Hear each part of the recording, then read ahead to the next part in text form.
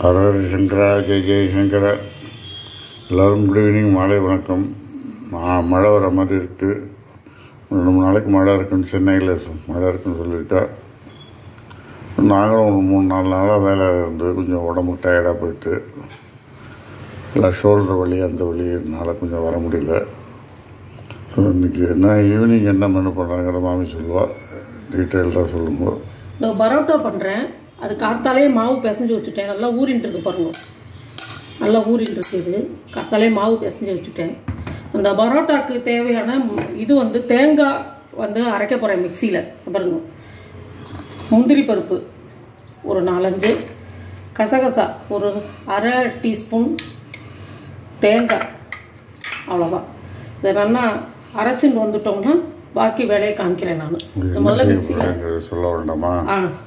என்ன செய்ய போகிறோம்? பரோட்டா சொன்னேனே. பரோட்டாக்கு என்ன தொட்டுக்கிறதுக்கு என்ன பண்ண போகிறாரு? தொட்டுக்கிறதுக்கு குருமா சொல்லணும். குருமா பண்ணுறேன். அதுக்கு முந்திரி பருப்பு, கசகசா, தேங்காய் இது 3 இதில் போட்டிருக்கேன். இதை அரைக்கணும். அதுக்கு முன்னாடி இங்கே சாமான்கள் எடுத்து வச்சுருக்கேன், அதையும் இங்கே காமிச்சுடுறேன் உங்களுக்கு. இது தாளிக்கிறதுக்கு தேவையான சோம்பு, கிராம்பு, ஏலக்காய், வெங்காயம், தக்காளி, மஞ்சத்தூள், தனியாத்தூள், கொத்தமல்லி பொடி, இது தனி மிளகாய் தூள், இது மசாலா பொடி, கரம் மசாலா, இது கடல மாவு கொஞ்சோண்டு ஒரு அரை டேபிள் ஸ்பூன் கடல மாவு, இது இஞ்சி பூண்டு தட்டி வச்சுருக்கேன். இது அவ்வளோதான் இதுக்கு தேவையானது. இதை பார்த்துக்கோங்க. அரைச்சிட்டு ஒவ்வொன்றா நான் உங்களுக்கு காமிக்கிறேன். இப்போ இதை அரைச்சின்னு வந்துட்டேன். இந்த பாருங்க, அப்படி பேஸ்ட் மாதிரி அரைச்சின்னு வந்துட்டேன். இதை நான் தேங்காய், கசகசா, முந்திரி பருப்பு, இதுதான் தேவையான மசாலா. இதுக்கு தேவையானது.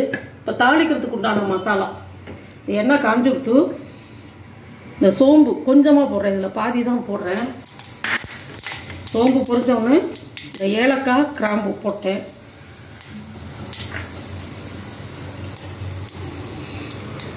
இந்த பச்சை மிளகாய் போடுறேன்.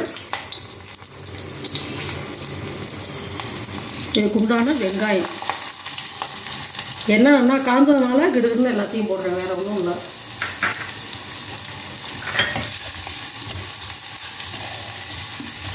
இந்த வெங்காயம் வதங்கும் போதே இந்த இஞ்சி பூண்டு விழுது தட்டி வச்சிருக்கோம் இல்லையா, இதையும் போட்டுடலாம்.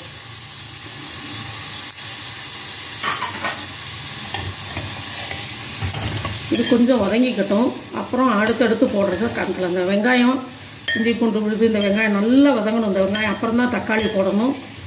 இது வதங்கின அப்புறம் காமிக்கிறேன்.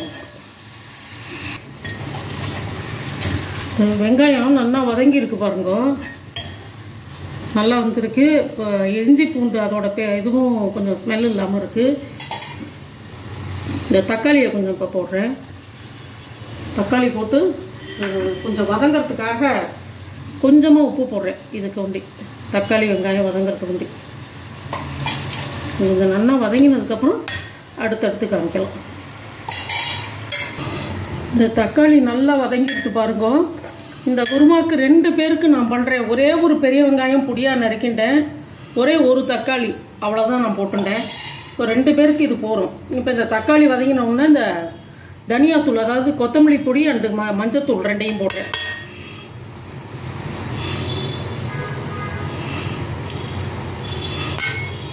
இந்த போட்டுட்டு இந்த கடலை மாவு ஒரு அரை ஸ்பூன் கரைச்சி வச்சுருக்கேன், நல்லா கட்டி இல்லாமல், அதை இதோட ஊற்றிட்டு இதை கொஞ்சம் நல்லா இது பண்ணிவிட்டு வதக்கிட்டு இந்த மஞ்சத்தூளை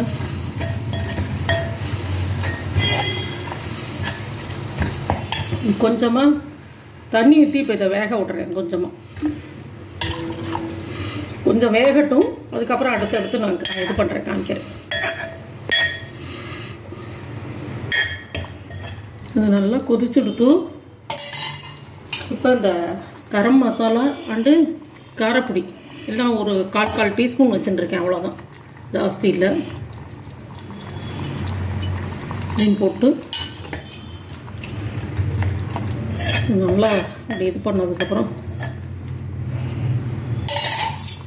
இதுக்கு தேவையான உப்பு, முதல்ல தக்காளியும் வெங்காயம் வதங்க ஒண்டி தான் போட்டேன், அதனால் இதுக்கு தேவையான அளவு உப்பு. இப்போ இந்த தேங்காய் அரைச்சி வச்சுருந்தேன் இல்லையா, அதையும் இதில் போட்டுடணும். தேங்காய், கசகசா, முந்திரி பருப்பு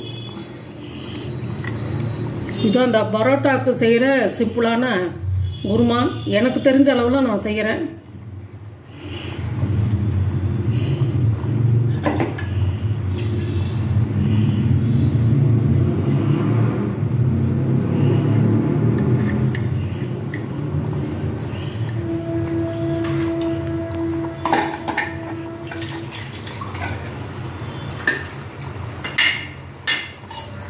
கலந்து விட்டுட்டு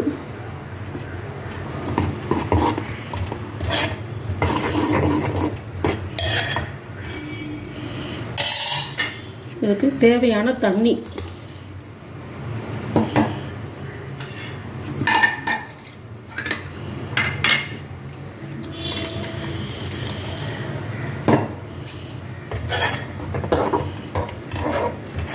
இது நல்லா கொதிச்சவொன்னே ஆஃப் பண்ண வேண்டியதான். கொஞ்சம் கொத்தமல்லி தழையும் போடலாம் வேணும்னா. இதுதான் இது கொதிச்ச உடனே உங்கள்கிட்ட காமிக்கிறேன் நான்.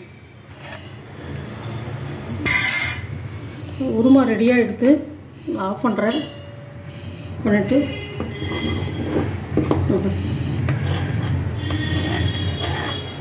நல்லெண்ணெய் தான் ஊற்றி வதக்கினேன் இது எல்லாத்தையுமே.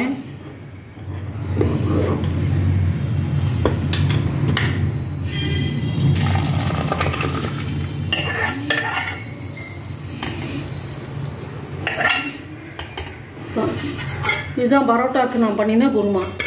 இந்த பரோட்டாவுக்கு செய்ய போகிறேன். மாவு எடுத்து வச்சுருக்கேன்.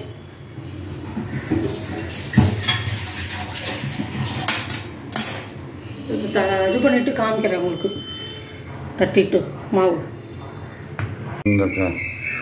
இந்த பரோட்டா மாவை இது மாதிரி நல்லா தேய்ச்சிட்டு இது மாதிரி போட்டுருக்கேன்.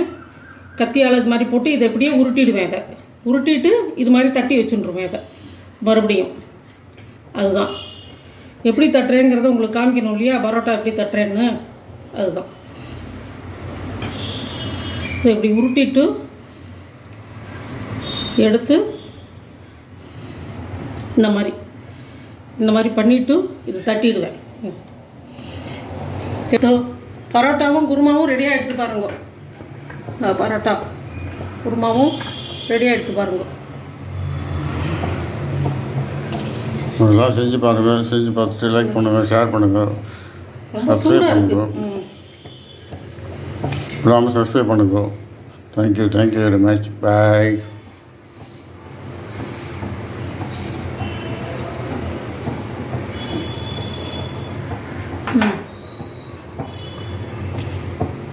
அப்படி தான் பரோட்டா பண்ணுறது. ஸோ எல்லாம் வந்து செஞ்சு பார்த்துட்டு சொல்லுங்கள். எப்படி ஃபீட்பேக் சொல்லுங்கள். தேங்க்யூ. பாய்.